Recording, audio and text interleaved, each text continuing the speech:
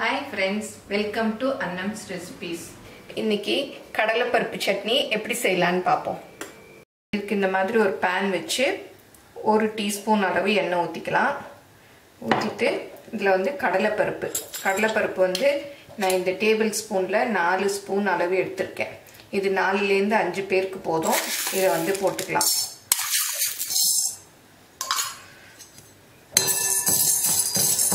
இத வந்து அப்படியே அடுப்பை குறைச்சு வச்சு நல்லா பிரவுன் ஆற வரையும் வறுத்துக்கணும்.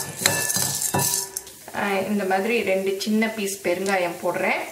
அப்புறம் 6 காஞ்ச மிளகாய் வந்து ரொம்ப கருக வறுத்துற கூடாது. அதனால தான் பாதியில போடுறேன். சிவப்பா இருந்தா தான் சட்னி சிவப்பா இருக்கும். இந்த பெருங்காயம் வந்து நல்லா எண்ணெயில பொரியணும். நான் வந்து இந்த சட்னிக்கு நல்லெண்ணெய் தான் ஊத்திருக்கேன். அதான் நல்ல வாசமா டேஸ்டா இருக்கும். இப்போ மிளகாய் வந்து நல்லா பொரிஞ்சிருச்சு, எடுத்துடலாம். ரொம்ப விட்டோம்னா அப்புறம் கருகி போயிடும். இப்போ பாருங்க நல்லா செவந்துருச்சு, எடுத்துடலாம். எண்ணெய் இல்லாமல் எடுத்துக்கணும். சின்ன வெங்காயம் வந்து ஒரு 10 அளவு எடுத்து தோல் உரிச்சிட்டு பெருசாக இருக்கிறதெல்லாம் 2ஆக கட் பண்ணி வச்சுருக்கேன். அதை போட்டுக்கலாம். அப்புறம் பூண்டு பல் 4 பல் பூண்டு, அதுவும் தோல் உரிச்சு வச்சுருக்கேன், அதையும் போட்டுக்கலாம். அப்புறம் கருவேப்பிலை கொஞ்சம், புளி வந்து ஒரு சின்ன கோலி குண்டு சைஸ் அளவு போட்டுக்கிறேன். அப்புறம் தக்காளி ஒரு மீடியம் சைஸ் தக்காளி ஒன்று, அதையும் கட் பண்ணி போட்டுக்கலாம். அப்புறம் உப்பு.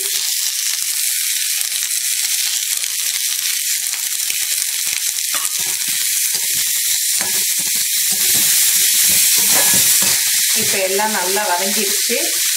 4 டேபிள் ஸ்பூன் தேங்காய், அதையும் போட்டுக்கலாம். நீங்கள் சின்ன வெங்காயத்துக்கு பதில் பெரிய வெங்காயம் கூட போட்டுக்கலாம்.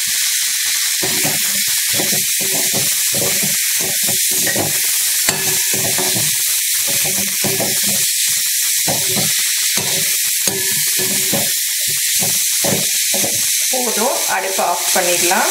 ஃபஸ்ட்டு மிக்சியில் கடலைப்பருப்பு, மிளகாய், பெருங்காயத்தை போட்டு அரைச்சிக்கலாம். அப்புறம் அந்த வதக்கினதெல்லாம் போட்டுக்கலாம். ஏன்னா எல்லாம் ஒன்றா சேர்த்து போட்டோம்னா சில சமயம் கடலைப்பருப்பு அரைப்படாது.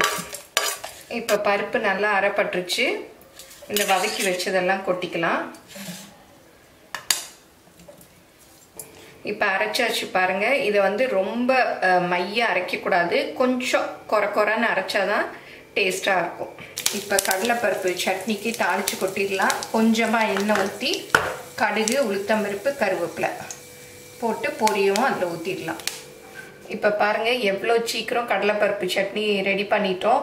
இது வந்து இட்லி தோசையோட தொட்டு சாப்பிட ரொம்ப சூப்பராக இருக்கும். பணியாரம், பஜ்ஜி, வடை எது கூட வேணாலும் தொட்டு சாப்பிட்லாம். இது அப்படியே நீங்கள் ஃப்ரீசரில் வச்சுக்கிட்டிங்கன்னா வேணுங்கிறச்ச கொஞ்சம் கொஞ்சமாக எடுத்து யூஸ் பண்ணிக்கலாம். நிறைய பேர் கேட்டிருந்தீங்க நான் சட்னி வீடியோ போடுறச்செல்லாம் இது எத்தனை நாளைக்கு நல்லா இருக்கும்னு.